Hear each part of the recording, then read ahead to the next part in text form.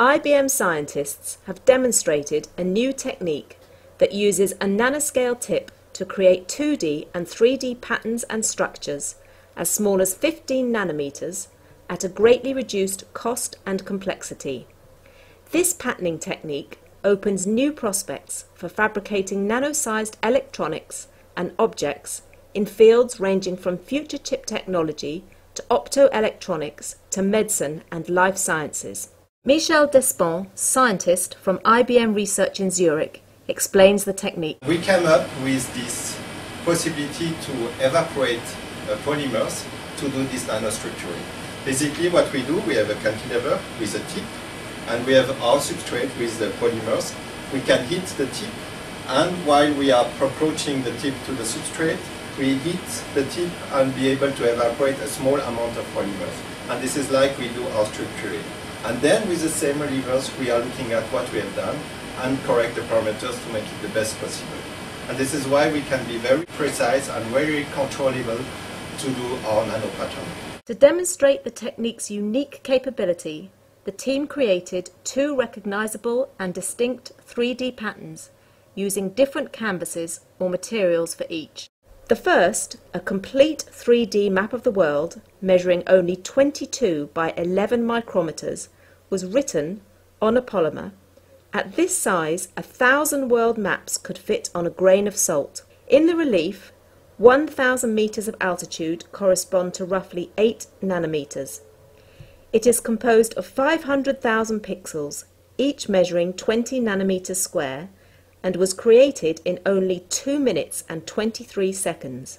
The second, a 25 nanometer high 3D replica of the Matterhorn, a famous Swiss mountain that soars 4,478 meters, was created in molecular glass, representing a scale of 1 to 5 billion. Both of these achievements were reported in the scientific journals Advanced Materials and Science, respectively. IBM scientist Urs Durig explains the aha moment.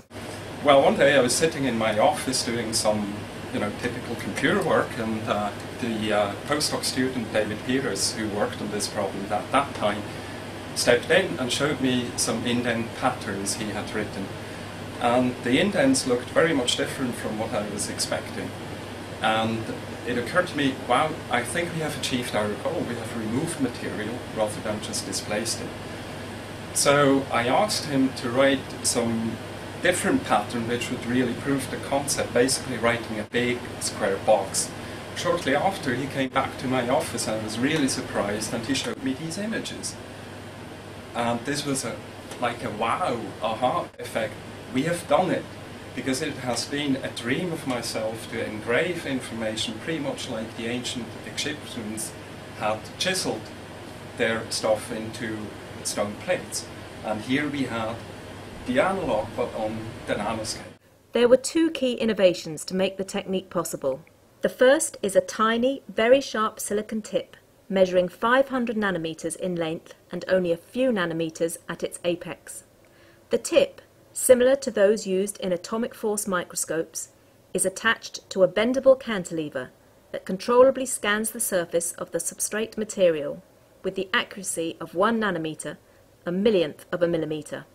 By applying heat and force, the nano-sized tip can remove substrate material based on predefined patterns, operating like a nanomilling machine with ultra-high precision.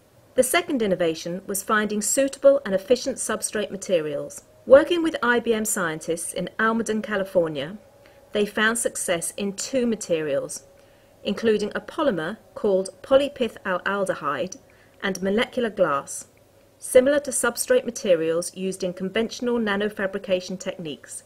Scientist Armin Knoll explains why identifying these two materials were a key factor for the breakthrough performance and reliability of the technique. We needed to have a material which was very responsive, which would go away if we apply high temperatures. At the same time, it needed to be very stable at room temperature. So during one meeting in overseas, we basically discussed what we needed for the next project, and we came up with two new solutions. One of them you see here in this bottle, that's a unzipped polymer. And both of these new solutions work very well. They are very responsive, they are sturdy at room temperature, and we can image them at room temperature, and we can pattern them very fast at higher temperatures. Ever since the development of the scanning tunneling microscope in 1981, IBM has been a pioneer in nanoscience. This is Anne-Marie Cromack reporting